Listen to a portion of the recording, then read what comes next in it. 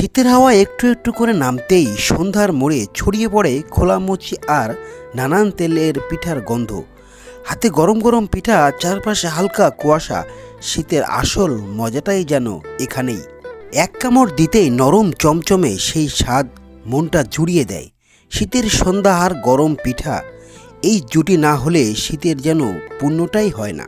তাই সেই পিঠার স্বাদ নিতে চলে এলাম সাতক্ষীরা গভর্নমেন্ট কলেজ মোড়ে।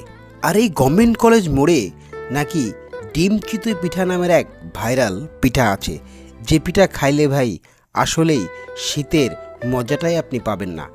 তাই চলে আসুন সাতক্ষীরা কলেজ রোডে, এসে এখানে এই চিতই পিঠার সাথে ডিম দিয়ে একসাথে করে যে মজা, সেই মজাটা উপভোগ করতে পারেন।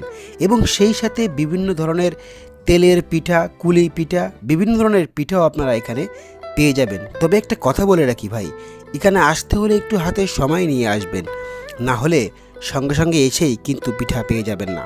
তার কারণ এখানে পিঠা খেতে হলে সিরিয়াল দিয়েই খেতে হয়। শীতের সন্ধ্যা মানেই পিঠা প্রেমীদের জন্য এক বিশেষ আনন্দ সময়।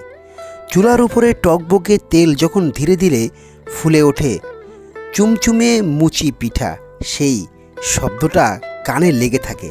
গরম তেলে উঠানো যখন ঝরঝর করে তেল ঝরিয়ে প্লেটে আসে, তখন সেই গন্ধ মন ভরে যায়, ক্ষুধা যেন দ্বিগুণ হয়ে যায়।